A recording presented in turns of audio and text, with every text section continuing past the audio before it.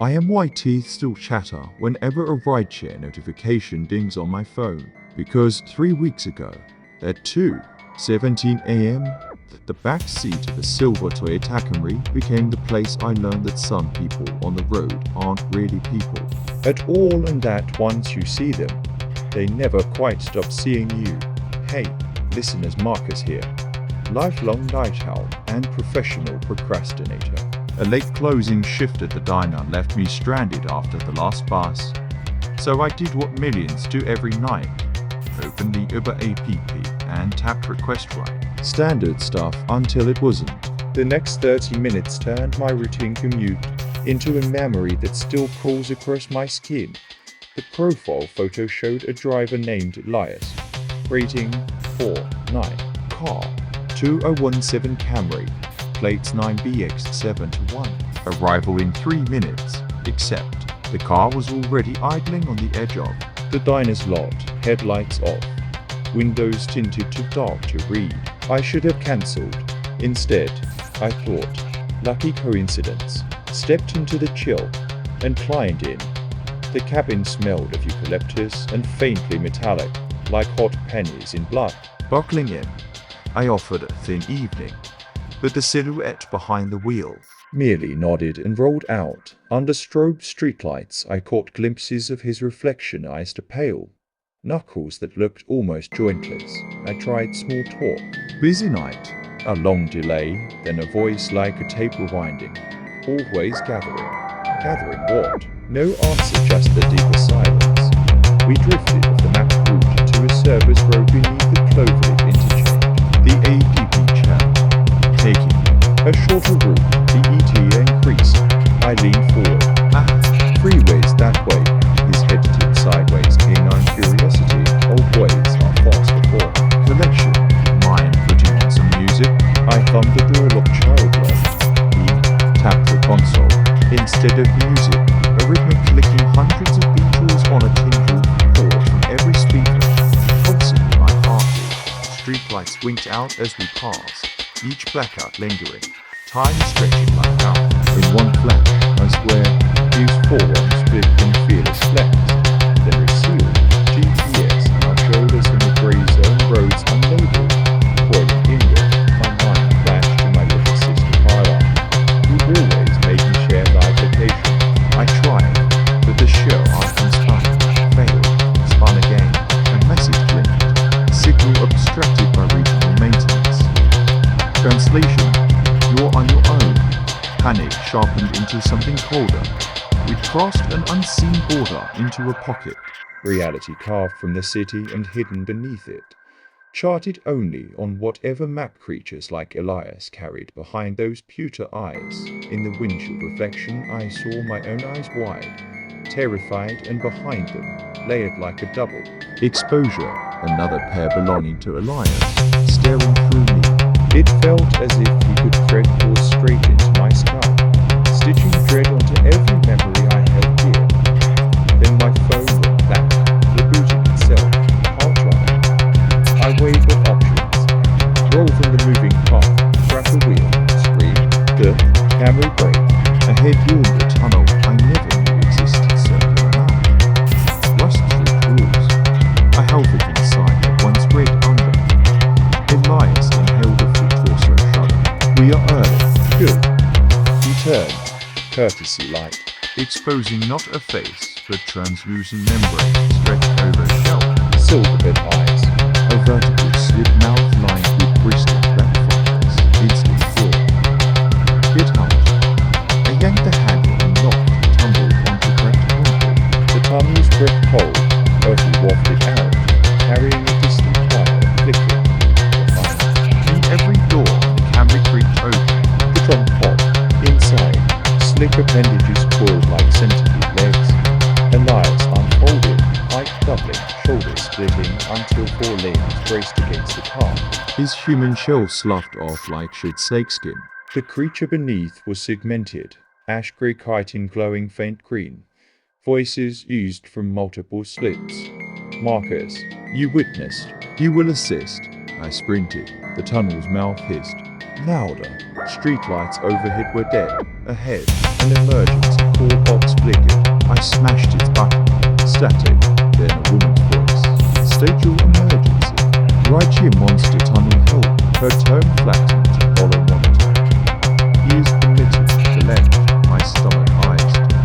Elias closed in, limbs telescoping.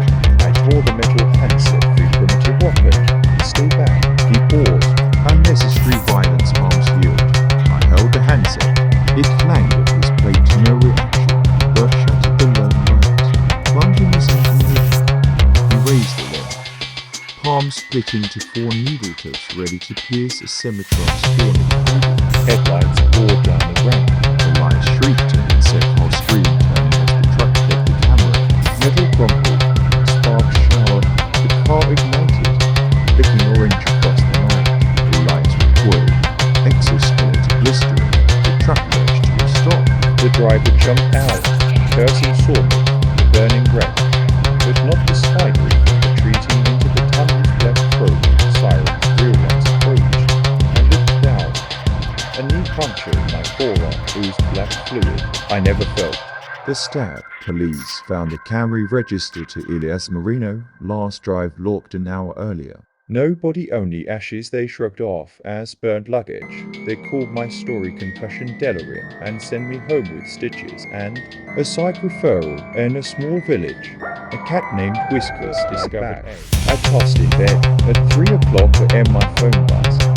Your driver Elias has arrived. I hadn't ordered anything. Peeking through blinds, I saw the same plates idling beneath my window, a pale shape watching the dark. Notifications. Looped. Driver waiting. Driver waiting. Then driver leaving. Relieved until the final one. Passenger picked up. Picked up. I was still inside. A minute later a text unknown number arrived. A photo of my bedroom door from inside my apartment. Bottom corner. A single segmented limb. Since that night, every mirror in my place falls with people of cosmetic set. Traffic cameras near work glitch at 2:17 a.m. Static framing of 8 crawler crossing lane. 2 truths keep me breathing. 1. Monsters ride shotgun in the mundane. 2. Ignoring instinct signs silent contracts with the dark. I changed numbers, added deadbolts. With night shift slipped yesterday, added envelope arrived. No return address. Inside, my missing phone. Screen cracked. It lit up, displaying a single of a map route from my apartment back to that tunnel. ETA. Now, the elevator outside my door dinged. The clicking has started down the hall. The elevator dinged. The clicking was no longer in the hall. It was inside my apartment. I turned toward my bedroom path, my throat, limbs, paralyzed. My phone buzzed again in my hand. The shattered screen flickered violently, and a new message appeared. From Elias, you're overdue for pickup. Attached was a live image. My bedroom door, taken from inside my apartment. Same curtains, same lamp. The shot was from behind me. I spun around nothing. My room looked the same. Silent, empty, until the closet creaked, and a pale, vaguely not an arm slid out across the floor, sleek and silent, pulling something heavy behind it. That something made my blood turn to sludge. It was me, my body, limp, face slack, pale, stitched at the mouth. The same clothes I was wearing, right down to the hole in my jeans. Same gash on my arm, same burn mark on the wrist. A replica. Its head twitched violently, like something glitching into existence. That's when I understood. Elias wasn't killing people. He was replacing them. I launched myself toward the window. Glass shattered around me as I crashed through it. The 3rd floor drop nearly knocked me unconscious. I landed on the trash bins and rolled off hard. My lungs screamed. My ribs cracked. But I was alive. Above me, my bedroom light flickered on. The copy of me stood in the window. It tilted at a grotesque angle. Watching, I ran. Every street lamp I passed popped and flickered out. My bare feet slapped concrete, glass biting into my soles. But I didn't care. I sprinted until I saw the buzzing neon lights of a 24/7 gas station. Safety. Light. Cameras also a thought. The clerk barely glanced at me. I rushed to the counter. Call the cops, please. Someone broke into my place. He's not human. He's not human. But behind him on the wall were a bunch of TVs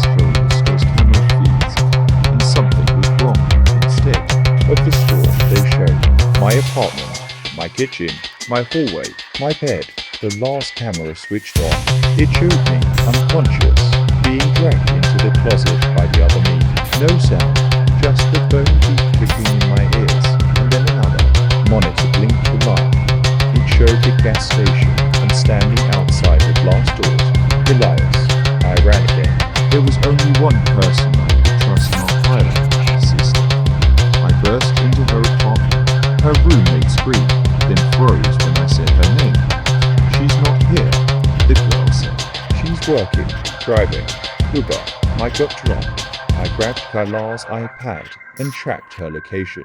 She had just picked up a ride. Her current destination? That tunnel, the place Elias took me before. I stole her roommate's car and flew through the streets. Every traffic light turned red. My phone buzzed with junk notifications, each one corrupted with symbols and glitching names like. Finally, I found her. Kaila's car was parked on the edge of that industrial road, the one with no name. She was stepping out, confused, phone in hand, and left hand. Kaila, get in the car, now. What? Marcus? What are you? I pointed. To the tunnel. Do you see it? She squinted. See what? It's just trees. No, she couldn't see it. But it was there gaping circular, breathing cold mist into the night. That's when her agency came. Driver arrived. Elias rating.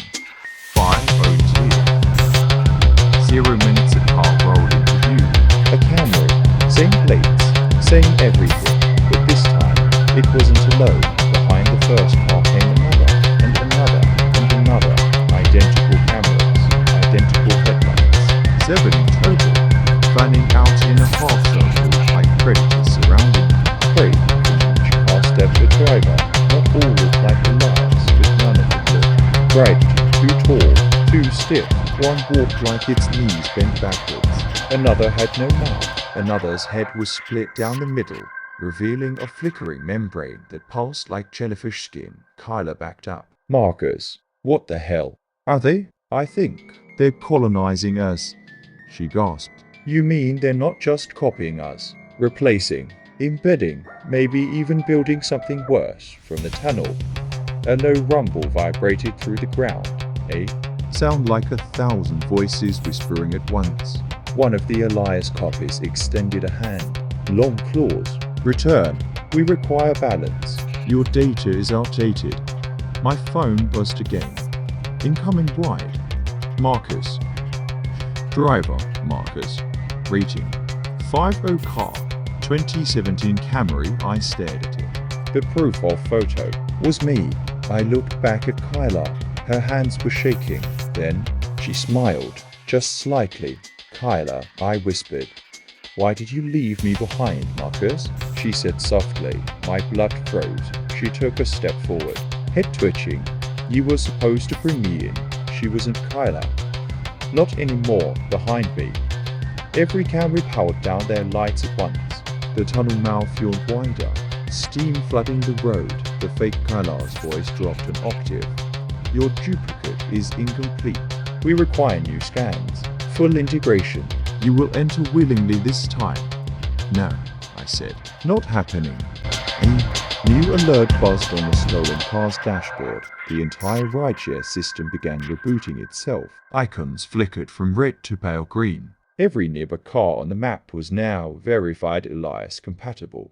They had taken the whole system as the cameras revved in unison, and Elias stepped forward. A hand rose from beneath the road itself metallic, twitching and reached for my leg. I turned to run, but Kaila was already behind me. Too fast, too close.